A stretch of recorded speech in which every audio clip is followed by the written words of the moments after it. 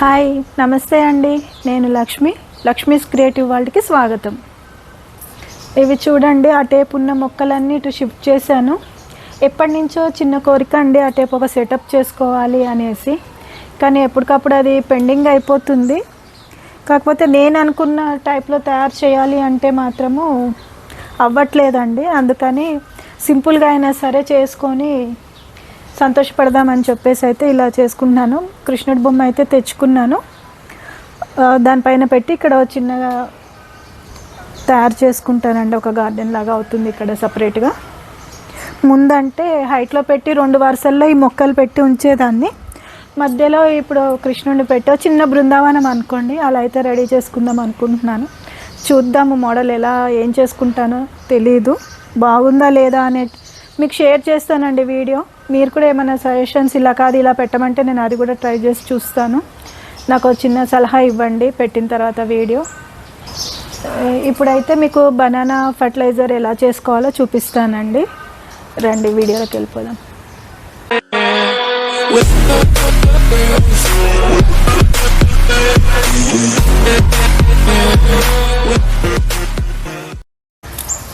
ఇవి ఇంట్లో కొన్ని అరటిపళ్ళు మిగిలిపోయాయండి, బాగా మాగిపోయినాయి. దీంతో లిక్విడ్ తయారు చేసుకుంటున్నానండి. Fruit fermented juice FFJ.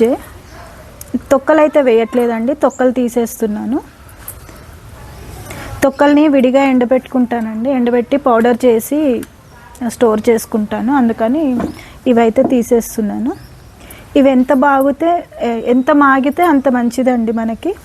ఇవి మనకి అందాజా ఒక 1/2 kg అయితే ఉంటాయండి అరటిపళ్ళు. 1/2 kg బెల్లం తీసుకున్నాను. ఇందాక డ్రమ్లో 1/2 kg వేసాను, ఇది ఇంకో 1/2 kg అనమాట. ఇందులో వేసేస్తున్నాను.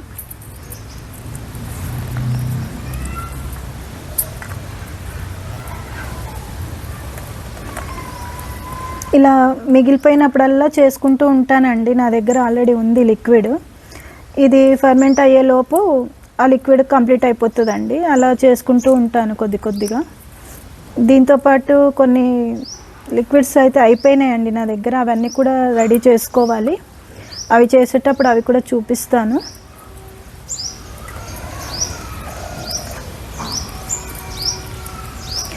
ఇలాగే పప్పాయతో కూడా చేసుకోవచ్చండి. ఇలా చేత్తోటే వీటిని మొత్తం ఇలా పిసికేయాలండి. బెల్లం మొత్తం కరిగి ఇదంతా మెత్తగా అయ్యేంత వరకు, ఇలా ముక్కలు లేకుండా గుజ్జులాగా అయ్యేంత వరకు గుజ్జు చేసేసుకోవాలి.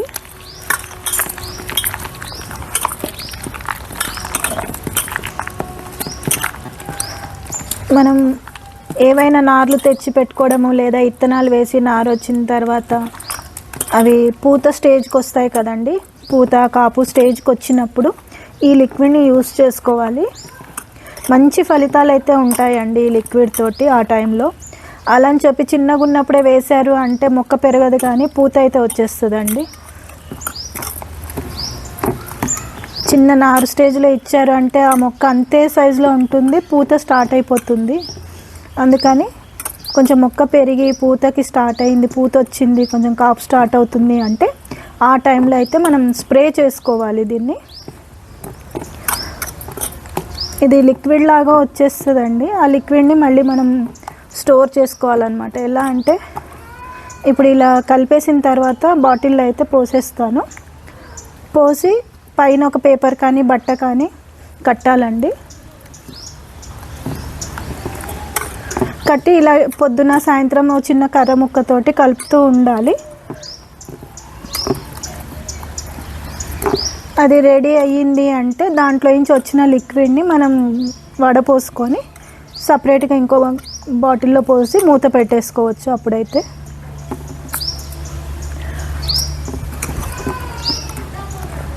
ఈ లిక్విడ్ క్వాంటిటీ వాడుకునేది ఎలా అంటే 2 ml అండి.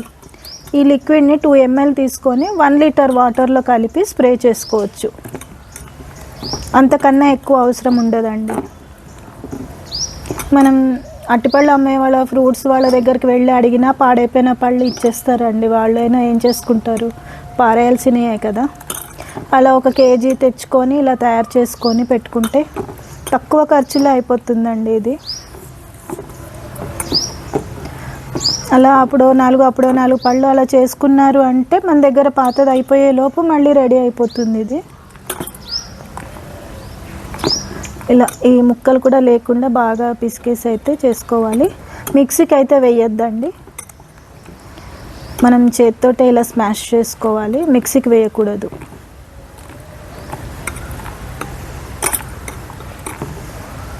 ఈ లిక్విడ్తో అయితే మంచి బెనిఫిట్స్ ఉంటాయండి. అన్ని ప్లాంట్స్కి వేసుకోవచ్చు, ఫ్రూట్స్, ఫ్లవర్స్, వెజిటేబుల్స్ అన్ని ప్లాంట్స్కి ఇది యూజ్ చేసుకోవచ్చు. ఫ్లవరింగ్ అనేది బాగా వస్తుంది. బెల్లం అయితే మొత్తం కరిగిపోయిందండి. ఇప్పుడు ఈ బాటిల్లో పోసేస్తున్నాను. ఇది కేజీ పళ్ళు తీసుకుంటే కేజీ బెల్లం అండి, హాఫ్ కేజీ తీసుకుంటే హాఫ్ కేజీ. పప్పాయ కూడా బాగా పనిచేస్తుందండి. అంటే ఏదున్నా కానీ స్వీట్గా ఉండే ఫ్రూట్ తీసుకోవాలండి, పులుపు లేకుండా స్వీట్గా ఉండే ఫ్రూట్ అయితే తీసుకోవాలి. మనం ఎందులో అయినా కానీ బెల్లం వేస్తున్నామండి. బెల్లం అనేది ఇందులో ఉండే బ్యాక్టీరియాకి ఫుడ్ అన్నమాట. అందులో ఉండే బ్యాక్టీరియా ఈ తీపితోటి ఇంకా ఎక్కువ డెవలప్ అవుతూ ఉంటుందండి. దీనిలో ఒక బట్ట కట్టి అయితే పక్కకు పెట్టేసుకొని ఎండ లేకుండా చూసుకోవాలండి. ఎండలో అయితే పెట్టకూడదు, నీడలో స్టోర్ చేసుకోవాలి.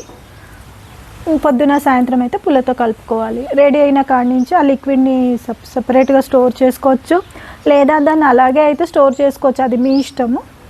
కానీ ఇది 2 mlకి 1 లీటర్ వాటర్ అండి, ఆ రేషియోలో అయితే మనం వాడుకోవచ్చు.